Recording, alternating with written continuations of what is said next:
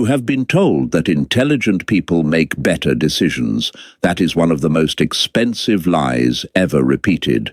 Because when it comes to love, intelligence is often not a shield. It is the weapon your own unconscious uses against you. The strange truth is that the smartest men rarely lose because they fail to think. They lose because they think too much about the wrong things. A man can negotiate million-dollar contracts, build successful companies, understand philosophy, mathematics, economics, and history, yet become completely blind the moment one particular woman enters his life. Not because she is manipulating him, not because she is evil, but because she unknowingly awakens something buried much deeper than logic, something older than reason, something Carl Jung believed every man carries within himself from birth. An invisible image, a forgotten woman, a silent force that patiently waits beneath consciousness for decades, until someone in the real world accidentally resembles her. Then something terrifying happens. The man no longer sees the woman standing before him. He sees the fantasy living inside his own mind. And from that moment, reality slowly disappears. He begins explaining away obvious warning signs. He mistakes emotional chaos for passion. Distance becomes mystery. Disrespect becomes independence. Confusion becomes chemistry. He calls suffering love. He calls obsession destiny. And because he is intelligent, he creates better explanations than anyone else. The greater his intellect, the more sophisticated his self-deception becomes. That is why so many brilliant men remain trapped in relationships that everyone around them can clearly see are destroying them. Everyone, except the man living inside the illusion. Perhaps you've seen it happen. Perhaps you watched a friend abandon his values for someone who gave him almost nothing in return. Maybe you wondered how someone so capable could become so emotionally helpless. Or perhaps this story is quietly about you. Maybe there was someone you simply couldn't forget. Someone who occupied your thoughts long after she had already left. Someone who made no logical sense, yet continued to control your emotional world. If that's true, then what you're about to discover has very little to do with dating. It has everything to do with the architecture of your own mind. Carl Jung believed that every man unknowingly searches for something he has never consciously met. Not a person, an archetype, an internal feminine image powerful enough to reshape decisions, rewrite identity, and even redirect an entire life. Most men never recognize it. Instead, they spend decades chasing woman after woman, believing they are searching for love, when they are actually searching for themselves. By the end of this documentary, you will understand why intelligence alone cannot protect you from emotional blindness, why some relationships feel almost supernatural, why certain women become impossible to forget, and most importantly, how recognizing the invisible force inside you may become the difference between building a meaningful life or sacrificing your future to an illusion you mistake for destiny. Because the greatest danger is not falling in love. The greatest danger is falling in love with your own unconscious. And once you see how this hidden mechanism operates, you will never look at attraction the same way again. Imagine walking into a room filled with complete strangers. Within seconds, one face captures your attention. Nothing extraordinary has happened. She hasn't spoken. She hasn't proven her character. You know almost nothing about her. Yet something inside you whispers, "There she is." Most people believe this moment is chemistry. Modern culture calls it a spark. Poets call it fate. Hollywood calls it soulmates. Carl Jung saw something entirely different. He believed that the moment often reveals less about the woman and far more about the man observing her. According to Jung, the unconscious mind is not empty. It is populated by powerful symbolic patterns that silently organize perception long before conscious thought begins. One of the most influential is what Jung called the anima, the inner feminine image carried by every man. This image is not created overnight. It begins forming in childhood through experiences with mothers, caregivers, admiration, rejection, longing, fear, beauty, tenderness, and emotional wounds. Over years, these experiences merge into a psychological blueprint. Eventually, that blueprint becomes invisible. You no longer notice it, yet it quietly determines which women instantly feel familiar, which voices sound comforting, which smiles seem unforgettable, which personalities feel irresistibly magnetic. You think you're choosing. In reality, part of your unconscious has already chosen before your rational mind even begins evaluating the evidence. This explains one of the oldest mysteries in human relationships: why two men can meet the exact same woman and experience completely different realities. One feels nothing. The other becomes emotionally consumed. The difference isn't found in the woman. It's found inside each man's unconscious. The same external person activates completely different internal worlds. This is projection. Projection is one of Jung's most misunderstood ideas. Most people imagine projection as simple misunderstanding. Jung meant something much deeper. Projection is the unconscious act of placing your own hidden psychological contents onto another human being. You believe you are seeing them clearly, but you're actually looking through the lens of your own unfinished inner life. The woman becomes a screen. Your hopes appear on it. Your fears appear on it. Your childhood appears on it. Your loneliness appears on it. Even your future appears on it. You slowly stop relating to who she actually is. Instead, you begin relating to everything your unconscious imagines she could become. This is why disappointment in relationships often feels catastrophic. You don't merely lose a partner, you lose the fantasy that your unconscious constructed around her. The collapse feels enormous because the illusion was enormous. History is filled with extraordinary men who experienced this phenomenon. Powerful rulers abandoned kingdoms. Brilliant artists sacrificed decades. Celebrated thinkers ignored obvious reality, not because they lacked intelligence, but because projection temporarily overwhelmed perception. Jung repeatedly warned that whatever remains unconscious eventually begins directing behavior from the shadows. Until we recognize these hidden forces, we mistake them for destiny. We say, "I just met the right person. I can't explain why. It was meant to happen."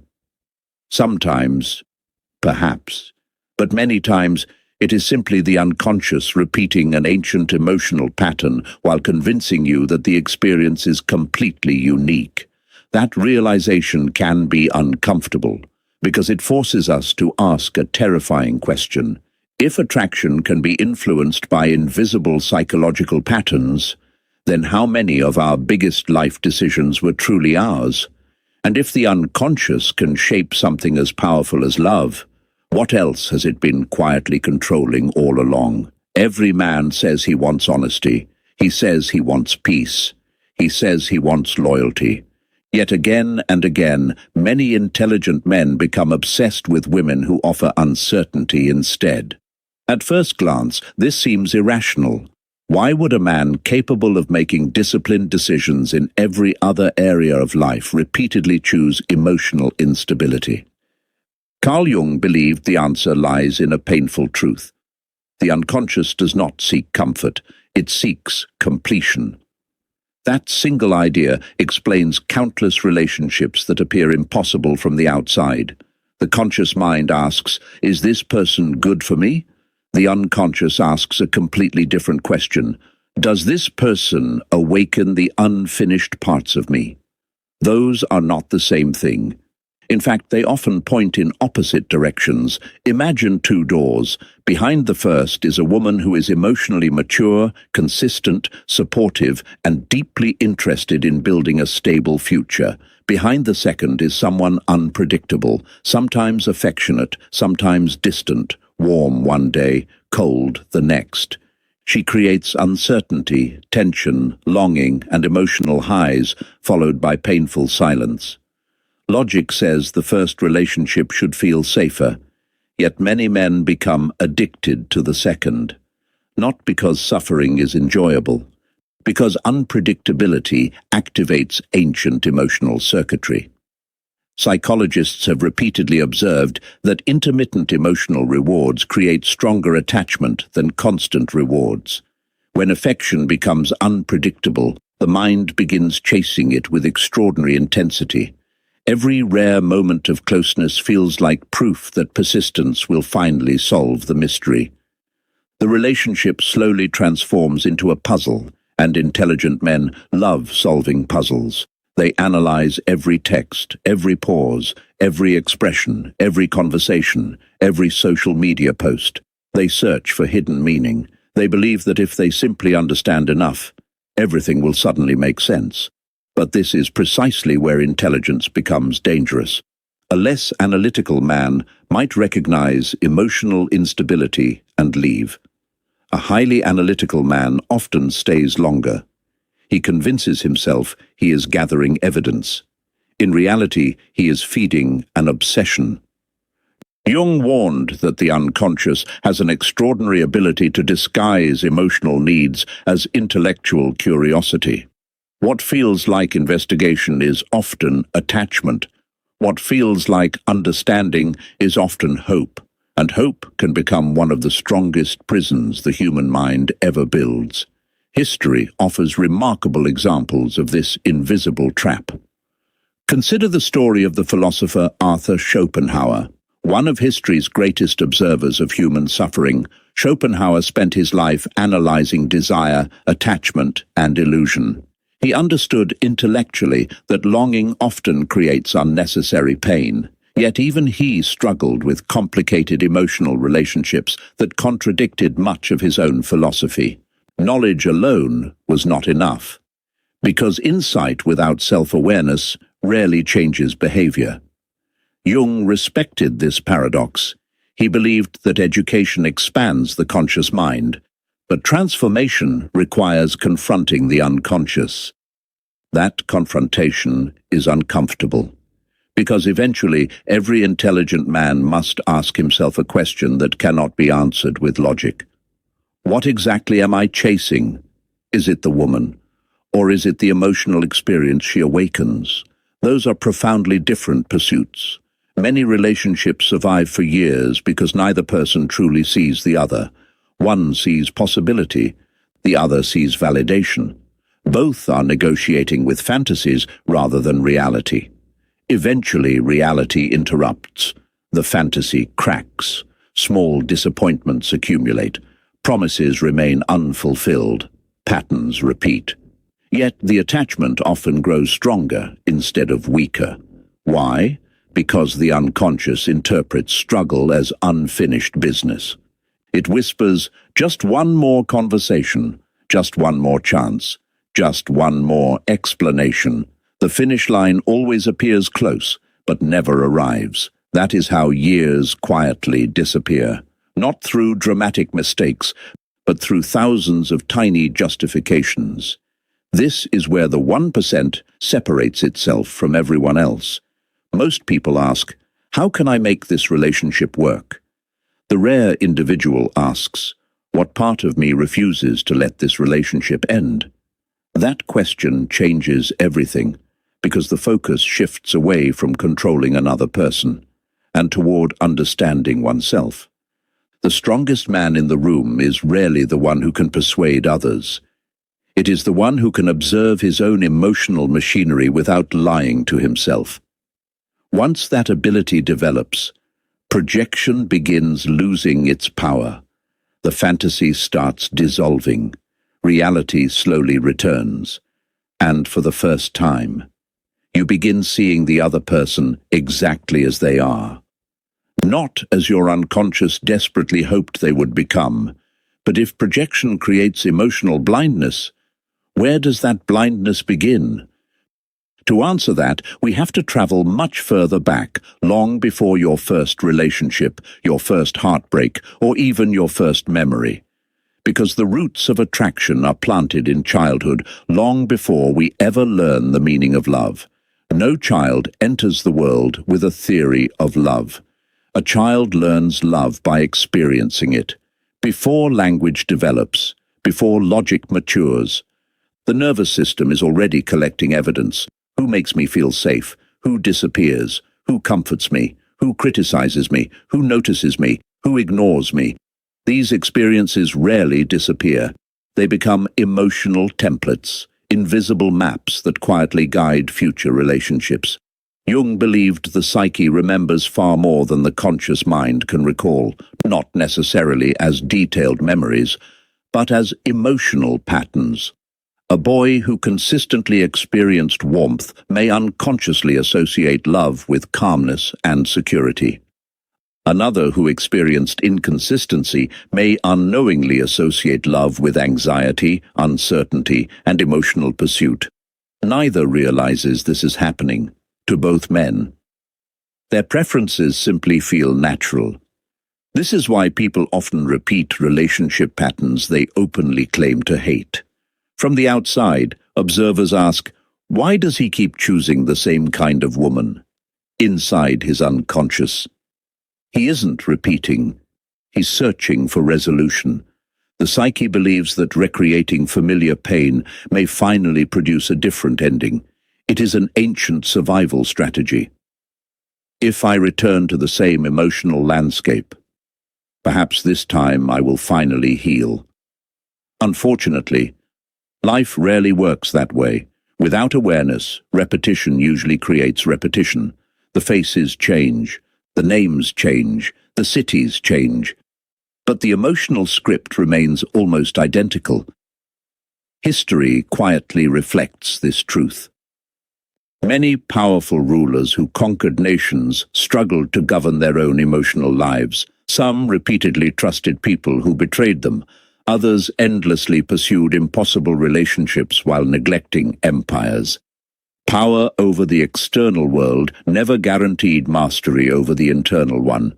Marcus Aurelius understood this better than most. As Emperor of Rome, he possessed unimaginable authority. Yet in his private writings, he constantly reminded himself that the greatest battle was not against foreign armies, but against the impulses within his own mind. He recognized that without inner discipline, external success eventually becomes fragile. Jung would likely have agreed. The unconscious does not care about your achievements. It cares about unfinished emotional patterns. You may become wealthy, respected, brilliant, influential. But if those deeper patterns remain unconscious, they continue directing your relationships from behind the curtain. This explains why some men reach every professional goal they ever imagined, only to feel completely powerless in love. They mastered strategy, but never understood themselves. And perhaps that is the greatest irony of all. The modern world teaches men how to negotiate salaries, build companies, optimize productivity, and increase status. Very few are taught how projection works. Very few are taught how childhood shapes attraction. Very few are taught that emotional maturity begins not with finding the perfect partner, but with recognizing the invisible stories already living inside their own minds. The child who once searched for approval often becomes the adult searching for impossible love, not because he is weak, because he never realized the search had continued. And until that realization arrives, every new relationship risks becoming another chapter of the same old story. The question is no longer whether your past influences your choices. It almost certainly does. The real question is whether you will continue allowing it to choose your future. Because the next illusion is even more dangerous. It convinces intelligent men that sacrifice always proves love. And that belief has destroyed more lives than hatred ever could. There is an idea so deeply woven into modern culture that almost no one questions it. If you truly love someone, you will sacrifice everything. At first, it sounds noble. History celebrates it, movies glorify it, songs repeat it endlessly. But Jung would have asked a far more unsettling question. Who exactly is doing the sacrificing? Because not every sacrifice comes from love. Many come from fear. Fear of abandonment, fear of loneliness, fear of being ordinary, fear that no one else will ever make you feel the same way again. When those fears remain unconscious, sacrifice quietly transforms into self-erasure. It happens so gradually that the man rarely notices.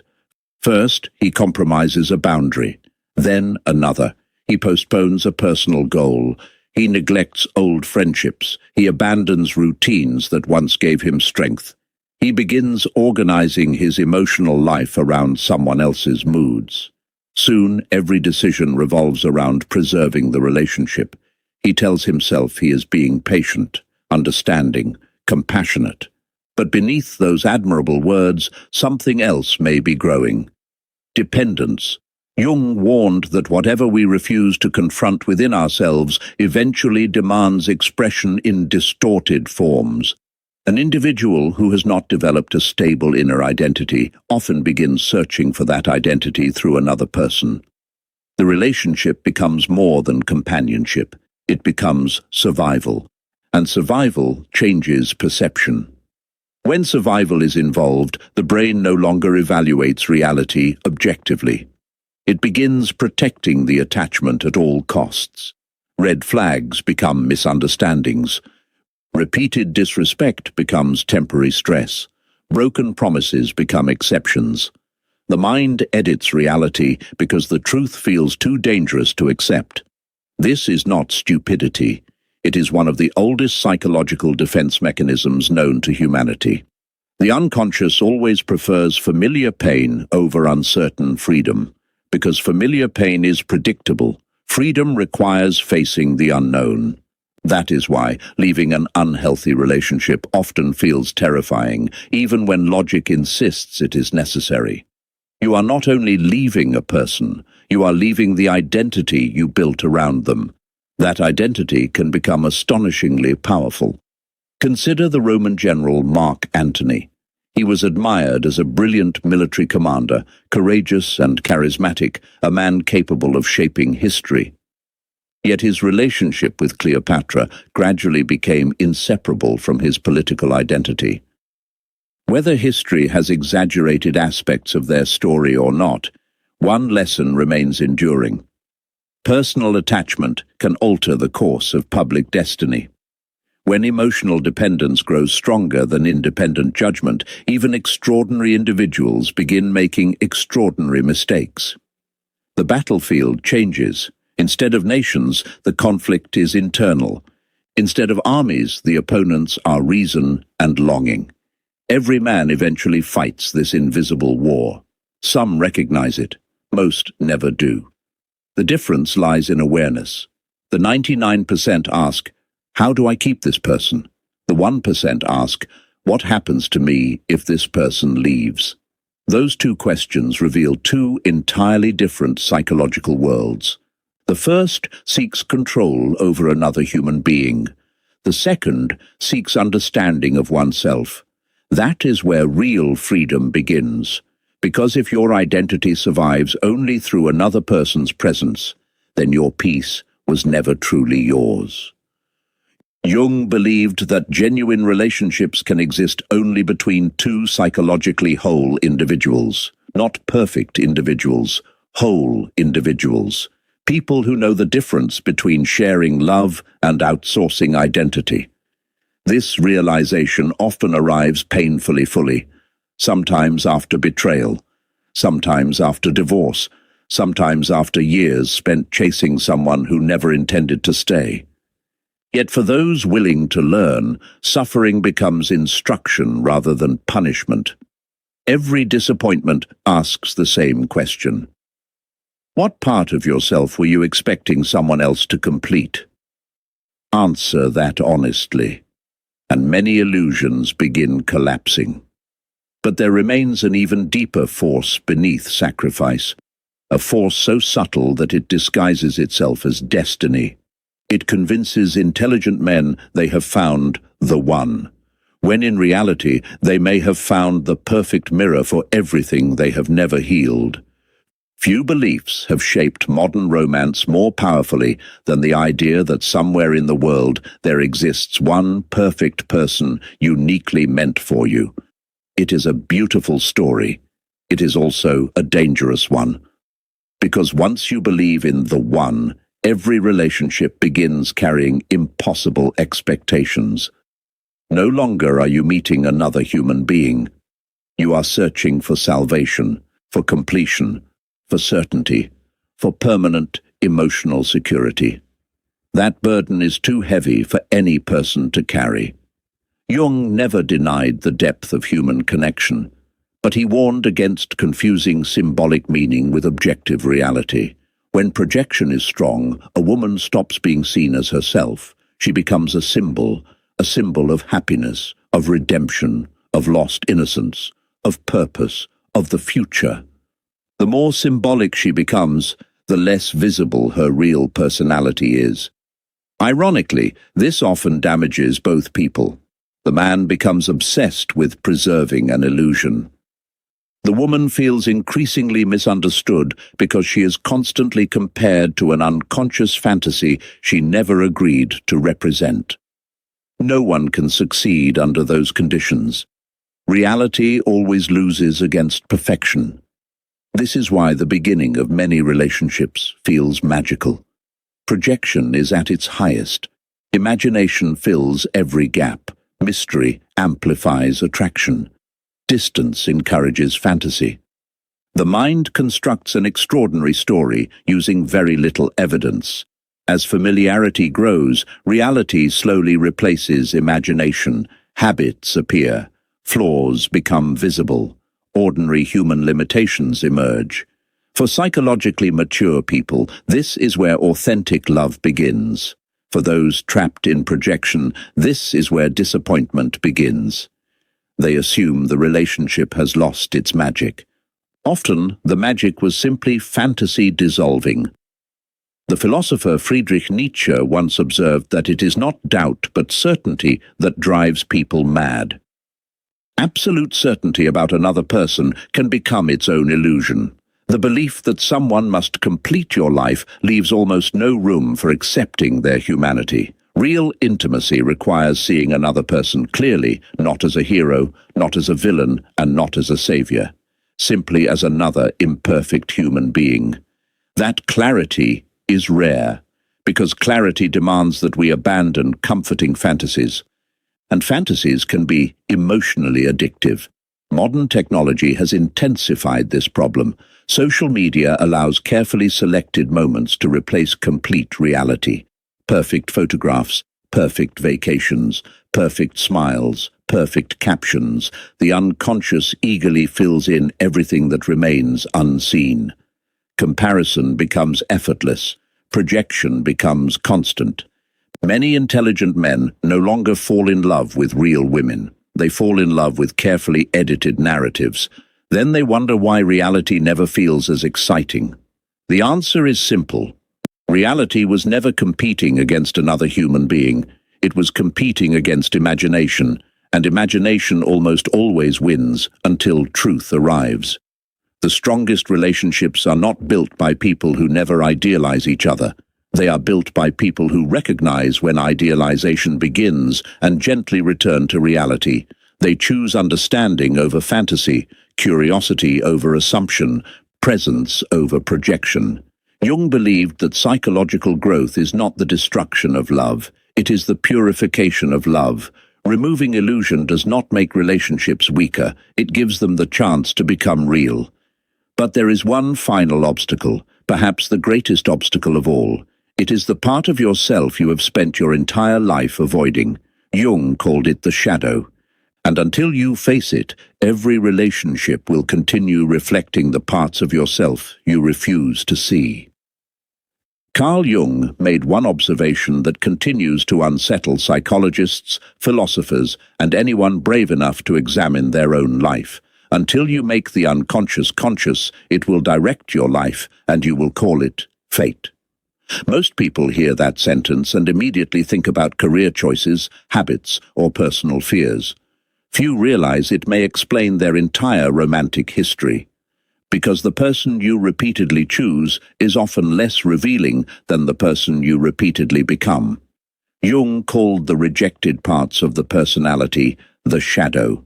The shadow is not simply evil, it is everything you have learned to hide. Your anger, your vulnerability, your ambition, your envy, your need for affection, your desire for recognition, even your capacity for courage. If society, family, or early experiences taught you that certain emotions were unacceptable, they rarely disappeared.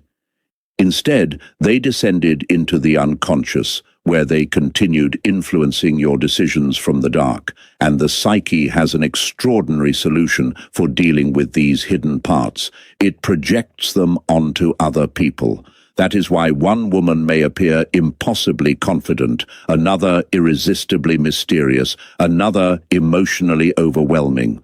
Sometimes what fascinates you most is not who she is, but the forgotten part of yourself that she symbolizes. Imagine a man who spent his entire life suppressing his emotions because he believed strength meant never appearing vulnerable. Then he meets a woman who expresses every feeling without hesitation. She laughs loudly, she cries openly, she speaks honestly, she embraces life with emotional intensity. He tells himself he is captivated by her personality. Perhaps he is, but Jung would suggest something deeper. He is also meeting the emotional side of himself that he abandoned years ago.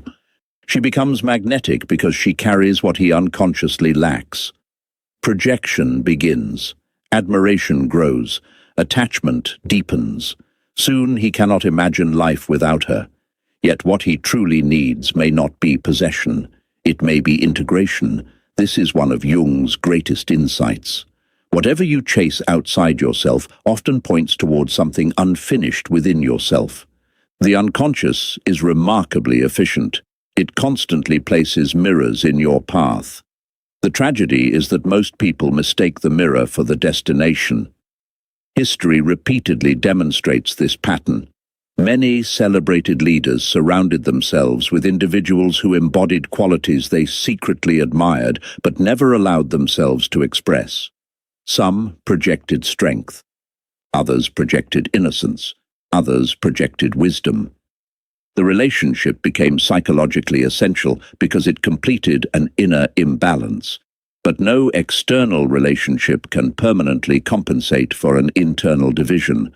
Eventually, reality demands integration, not substitution. This explains why some breakups become transformative rather than destructive. The relationship ends, the projection collapses. For the first time, the individual is forced to confront the qualities they had outsourced to someone else: confidence, creativity, compassion, purpose. Instead of searching for them externally, they begin cultivating them internally. That process is painful. It also marks the beginning of genuine maturity. The majority never reach this stage. They repeat the cycle. Different faces, same emotional script, same disappointments, same conclusions. The wrong women, the wrong timing, the wrong circumstances. Rarely do they ask the uncomfortable question: what if the common denominator has always been me? Not as self-condemnation, as liberation. Because what originates within you can also be transformed by you. The 1% understand something the 99% rarely notice. Every attraction is information. Every heartbreak is instruction. Every emotional trigger is a map leading toward greater self-knowledge. They stop asking, "Why did this happen to me?" and begin asking, "What is this trying to reveal about me?" That single shift changes the direction of an entire life, yet one mystery remains. If intelligent men can recognize projection, if they can understand the shadow, why do so many still repeat the same mistakes? Because knowledge alone has never been enough. Transformation requires something far more difficult. It requires the courage to become psychologically whole. There comes a moment in every meaningful psychological journey when a man realizes he has spent years trying to control things that were never truly under his control. Another person's feelings, another person's loyalty, another person's choices, another person's future. He begins to understand that the greatest source of suffering was never uncertainty itself. It was his desperate attempt to eliminate uncertainty. Jung described psychological development as a process of individuation, not becoming someone new, becoming fully yourself. It sounds simple. In reality, it is among the hardest tasks a human being can undertake, because it demands abandoning every false identity collected throughout life. The man who believed his worth depended on success. The man who believed he had to rescue everyone. The man who believed love required endless sacrifice. The man who believed another person could finally make him complete. Each illusion must gradually fall away. What remains is not emptiness, it is solidity. A psychologically integrated man approaches relationships differently. He still loves, he still feels attraction, he still experiences disappointment. But he no longer confuses emotional intensity with emotional truth. He observes before he idealizes. He listens before he assumes. He respects his intuition without surrendering his judgment. Most importantly, he no longer negotiates away his identity for temporary affection. This kind of strength is often misunderstood. Some mistake it for emotional distance. Others mistake it for arrogance. In reality, it is emotional responsibility. It is recognizing that your inner peace cannot permanently depend on another person's behavior. The Stoic philosopher Epictetus taught that freedom begins by distinguishing between what belongs to us and what does not. Our character belongs to us. Our choices belong to us. Our responses belong to us. Other people never fully do. Jung reached a remarkably similar conclusion through psychology rather than philosophy. The individual who integrates the unconscious becomes less controlled by projection, fear, and emotional compulsion. He becomes capable of genuine intimacy because he no longer approaches love as a transaction. He does not ask, "What can this person give me?" nor, "How can I make this person stay?" Instead, he quietly asks, "Can two whole people build something meaningful together?" That question changes everything, because it removes desperation, and desperation has destroyed more relationships than rejection ever has. Ironically, the man who stops chasing validation often becomes more attractive, not because he is playing games, but because authenticity creates a quiet confidence that cannot be imitated. He no longer needs to convince anyone of his value. He has already settled that question within himself. There is a profound peace in reaching this stage, not because life becomes perfect, but because illusion loses its authority. You stop searching for mythical perfection. You begin appreciating reality. You stop fearing solitude. You begin valuing your own company. You stop confusing attachment with love. You begin understanding that love is not possession, it is recognition. Recognition of another complete human being standing beside you, not beneath you, not above you, and not responsible for completing what only you can complete. That realization is where our journey ends. But if Jung was right, it may also be where yours truly begins. Think back to the man from the beginning of this documentary. Brilliant, capable, disciplined, successful, yet emotionally trapped. Perhaps you no longer see him as weak. Perhaps you recognize him as someone fighting an invisible battle, a battle almost every human being faces without ever being taught its rules. The greatest deception was never believing the wrong woman would save him. The greatest deception was believing another person possessed the missing pieces of his identity. Carl Jung spent a lifetime exploring the hidden architecture of the human mind. His message was never that love is dangerous. His message was that unconscious love is dangerous. When we fail to recognize our projections, our shadow, and our deepest emotional patterns, we hand over the steering wheel of our lives to forces we cannot see. Then we call the outcome destiny. But destiny changes the moment awareness begins. The woman who once seemed impossible to understand becomes easier to see clearly. The heartbreak that once felt meaningless becomes a lesson. The rejection that once shattered your confidence becomes evidence of where your healing still needed to happen. Nothing changes overnight, but everything changes direction. That is the quiet power of self-knowledge. It does not remove pain, it prevents unnecessary suffering. The strongest man is not the one who never falls in love. He is the one who never abandons himself while loving another. He understands that affection without self-respect becomes dependency. Sacrifice without boundaries becomes self-destruction. Admiration without reality becomes projection. And passion without awareness becomes obsession. If there is one idea worth carrying with you after this video, let it be this. The relationship that transforms your life most profoundly is not the one where someone finally chooses you. It is the one where you finally stop abandoning yourself. Only then can you recognize another person for who they truly are, not as a fantasy, not as a solution, but as a fellow traveler with strengths, flaws, dreams, and fears of their own. Perhaps that is what Jung meant all along, not that we should stop searching for love, but that we should stop asking love to do the work that only self-understanding can accomplish. If this documentary challenged the way you think about attraction, relationships, and your own unconscious, consider subscribing. Not because this channel promises easy answers, but because the most important questions are rarely comfortable, and they are almost always worth exploring. The next time you feel an overwhelming attraction, pause for a moment before calling it fate. Ask yourself one question instead. Am I seeing this person, or am I seeing a part of myself?